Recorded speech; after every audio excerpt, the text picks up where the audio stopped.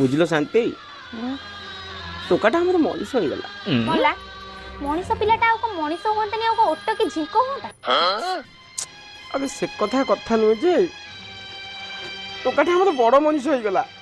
କି କଥା ଗଛ ଗୁଡାକ ସାର ନ ପାଇକି ବି ବଢିକି ମଣିଷ ଲେଖାଏ ହେଇଗଲାଣି ଆଉ ଇଏ ତ ମଣିଷ ପିଲାଟା ପୁଣି ସ୍ୱତନ୍ତ୍ର ସାରରେ ତିଆରି ହଁ ମୁଁ ବୁଝୁଛି ଯେ କିନ୍ତୁ ଟୋକାଟାର ମୁଣ୍ଡକୁ ହାତ ପାଇଗଲାଣି